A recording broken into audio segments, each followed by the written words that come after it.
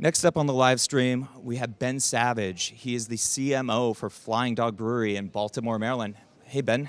How you doing? Good. How are you, Justin? Doing well. Nice to meet you. Good to see you. Yeah. So tell us, what's the latest and greatest at Flying Dog? Well, first of all, I have to follow the cannabis data person, you know? I mean, that's the most interesting stuff that I want to hear.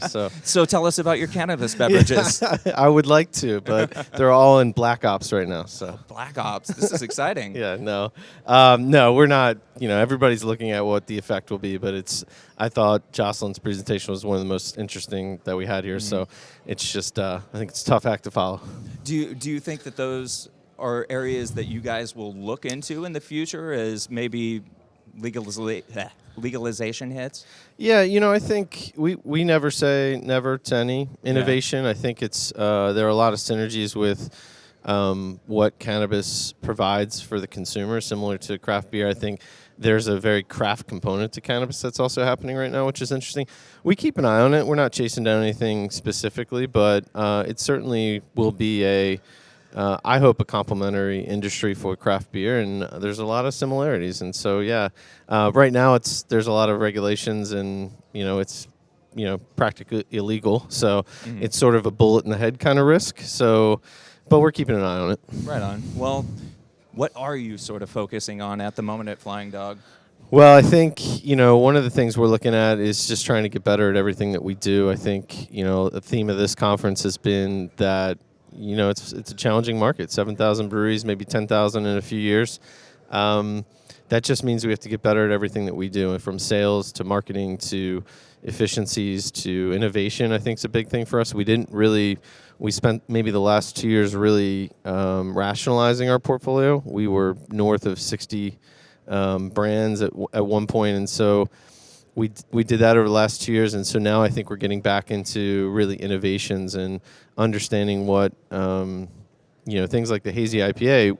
Our big concern is, what if that just becomes the next IPA, and are we prepared for that? And not as much chasing trends, but just being prepared and nimble enough to navigate this challenging time. So do you have a feel of where the market's hitting style-wise, or a place that you guys are looking to play?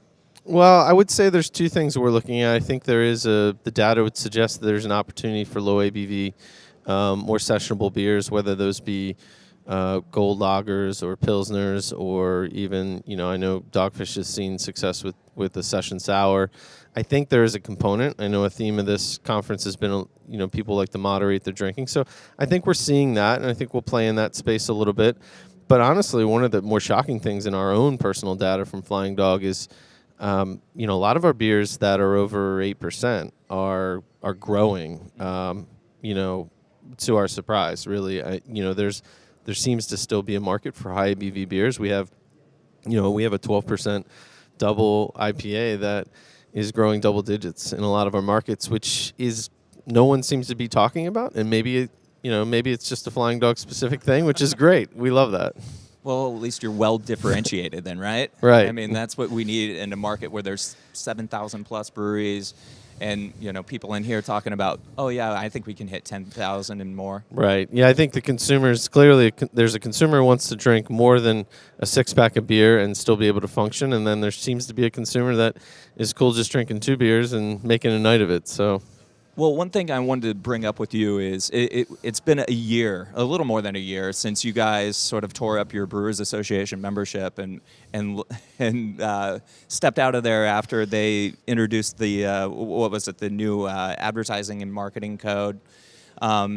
Jim Caruso, the CEO, had mentioned that doing so was because he thought it was sort of a veiled, attempt at censorship. What's life been like since you sort of, left membership?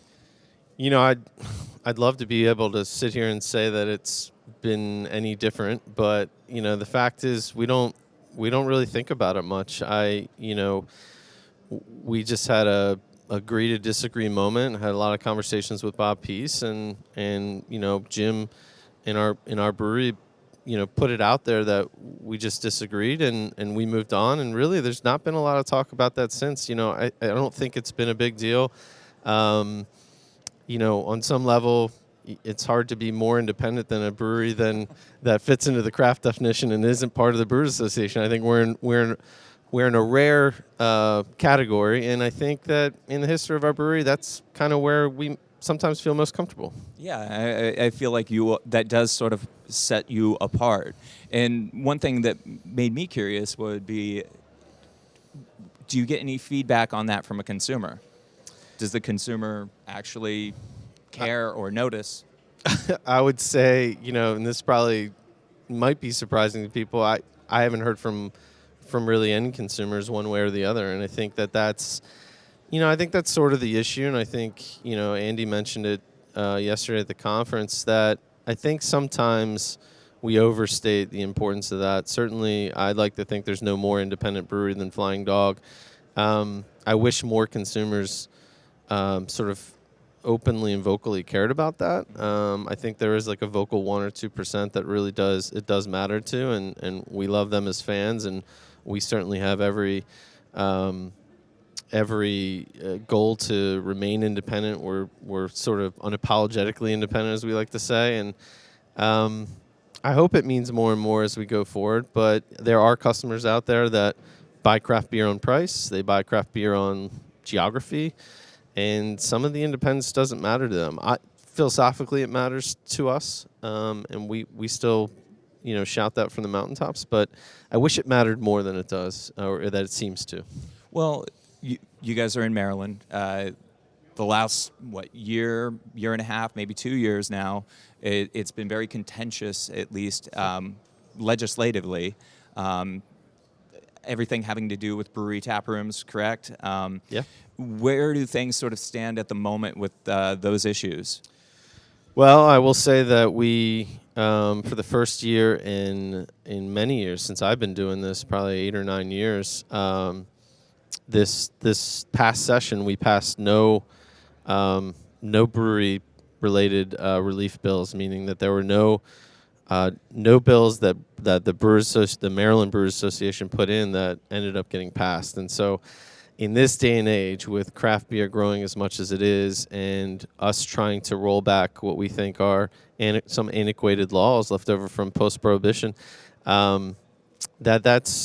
it's sort of unheard of to not have any legislative movement. And I can't really speak to it other than, the best way to get answers, you have to talk to our delegates. I don't know if they're seeing something or not, if there are some that very much embrace the craft beer movement and what we're trying to do in Maryland. And but there's been no movement in 2018. I think we're going to propose a few more bills next year and hope for the best. But no movement in an industry that continues to grow in each community in the state of Maryland.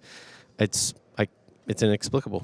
It is. Well, we're going to be watching it. I'll maybe give you a call and we can talk about it some more. But thanks for joining me, Ben. Thank you, Justin. Always a pleasure. Great, even for following the cannabis. Yeah, right. Yeah, no? Now we'll go talk about cannabis. Yeah, exactly. Thank you. Yep. Thanks, man.